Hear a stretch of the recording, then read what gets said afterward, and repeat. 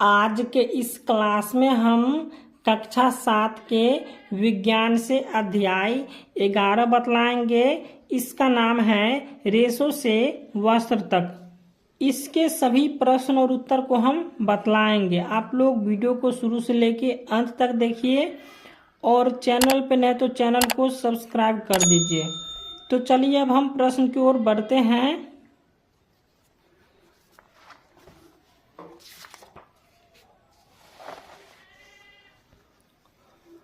तो यहाँ पे इसका अभ्यास दिया हुआ है। प्रश्न अध्याय 11 का अभ्यास है।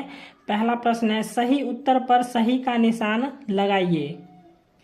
तो क में है, जाड़े के दिन में किस प्रकार के वस्त्र पहनते हैं। तो जाड़े के दिन में आप किस प्रकार के वस्त्र पहनते हैं? ऊनी वस्त्र। उसके बाद ख में है, इनमें से कौन जंतुओं से प्राप्त होता है। तो जंतु से प्राप्त होते हैं ऊनी और रेशमी जो है सो जंतु से प्राप्त होते हैं। इसका हो जाएगा ऑप्शन नंबर बी हो जाएगा।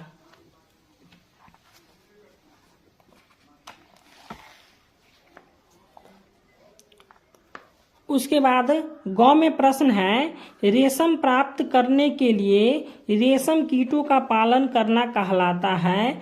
तो रेशम कीटों का पालन करना क्या कहलाता है? सेरीकल्चर। देख लीजिए यहाँ पे लिखा हुआ है पोस्ट में, रेशम कीट पालन को क्या कहते हैं? सेरीकल्चर कहते हैं। उसके बाद यहाँ से लघु उत्तरीय प्रश्न है, 2 नंबर से लेके 6 तक जो है सो लघु उत्तरीय प्रश्न है। चलिए इसको हम बतलाते हैं।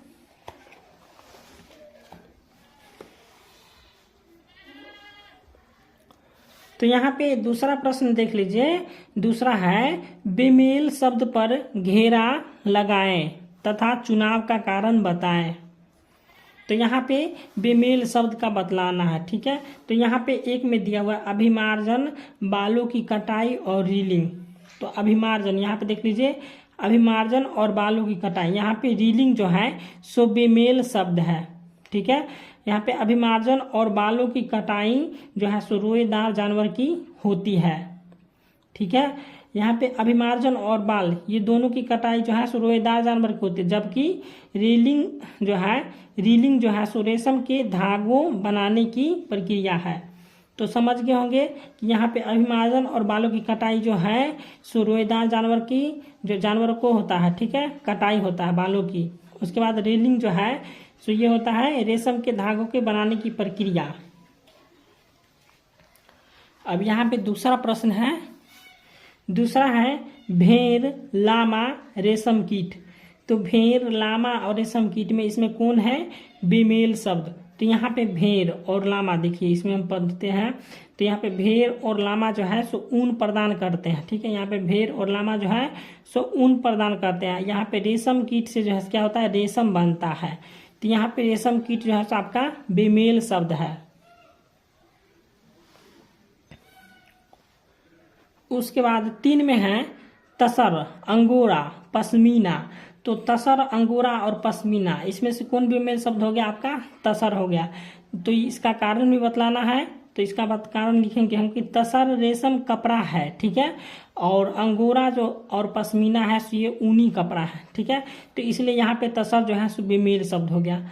अंगोरा और पश्मीना कौन सी कपड़ा है? ऊनी कपड़ा है, जबकि तसर जो है सो आपका रेशम का कपड़ा है। उसके बाद यहाँ पे 4 में है, सूत, ऊन, रेशम। तो इसमें सूत, ऊन, रेशम यानी कि सूत जो है सो बेमेल शब्द है। अब इसका कारण देना है कि ये सूत जो है सो बेमेल शब्द कैसे हुआ। तो यहाँ पे इसको इस प्रकार से लिखेंगे, ऊन और रेशम जो है जंतुओं से प्राप्त होते हैं, जबकि सूत जो है सो वनस्पति से प्राप्त होते हैं। यानी कि सूत जो है सो आपको जंगल से प्राप्त होता है, ठीक है, और ऊन और रेशम जो है सो जंतुओं से प्राप्त होता है। इसलिए यहाँ पे जो है सो सूत आपका बेमेल शब्द हो जाएगा।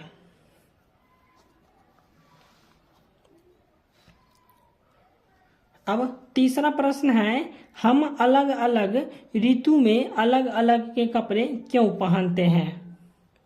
तो इसका उत्तर लिखेंगे कि हम अलग अलग ऋतु में मौसम के अनुकूल कपड़े पहनते हैं। यानी आप इस प्रकार समझिए कि आप गर्मी के दिनों में कौन से वस्त्र पहनते हैं? सूती कपड़े पहनते हैं, ठीक है। और बारिश के महीने में कौन से कपड़े पहनते हैं? जो है रेन कोट पहनते हैं, सिंथेटिक कपड़ा पहनते हैं। उसके बाद ठंडी के दिनों में कौन से कपड़े पहनते हैं, तो ये मोटे कपड़े पहनते हैं, ऊनी कपड़े पहनते हैं। ठीक है, तो यही इसमें यहाँ पे लिखना है। चलिए इसको हम बतला देते हैं।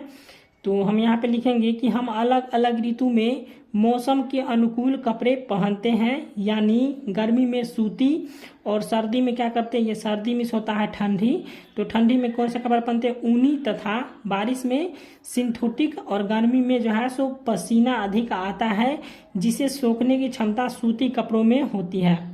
ठीक है, और हो जाएगा उसमें महीन छिद्र से हवा आती रहती है, और सर्दी में हम जो है सो ऊनी कपड़े पहनते हैं क्योंकि ऊन उष्मा का कुचालक है, और ऊन के वस्त्र और शरीर के बीच में वायु की परत होने के कारण शरीर से उष्मा बाहर जो है सो नहीं निकल पाती है, इसलिए जो है सो ऊनी कपड़े पहनने से गर्मी के जो है सो एहसास होता है। ठीक है, ये समझ गए होंगे आप लोग। उसके बाद चौथा प्रश्न है, ऊन प्रदान करने वाले जंतुओं की शरीर पर बालों की मोटी परत क्यों होती है। तो इसको हम इस प्रकार से लिखेंगे इसका उत्तर कि जंतुओं के शरीर पर बालों की मोटी परत इसलिए होती है क्योंकि बाल इन जंतुओं को गर्म रखते हैं। ठीक है, यानी कि इस प्रकार समझिए कि ऊन प्रदान करने वाले जंतुओं के शरीर पर बालों की मोटी परत क्यों होती है। तो इसको इस प्रकार से लिखेंगे कि जंतुओं के शरीर पर बालों की मोटी परत होती है क्योंकि बाल इन जंतुओं को गर्म रखते हैं, और बालों के बीच जो है सो वायु आसानी से भर जाते हैं, और वायु उष्मा का कुचालक है, अतः शरीर की गर्मी को रोके रखती हैं और बाहर की ठंड को शरीर में जाने से रोकती है।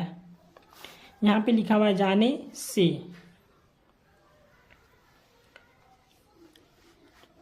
उसके बाद पांचवा प्रश्न है, कोकून एक जो है सो सही समय पर पानी उबालना क्यों जरूरी है।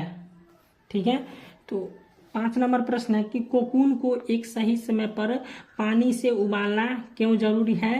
तो इसको हम लिखेंगे इसका उत्तर कि कोकून एक सही समय पर जो है सो पानी में उबालना इसलिए जरूरी है ताकि रेशम की रेशे अलग हो सके। ठीक है, तो कोकून का क्या करना है, एक सही समय पर पानी से उबालना जरूरी है क्योंकि उसमें से जो है सो रेशम की रेशे अलग हो सके। ठीक है।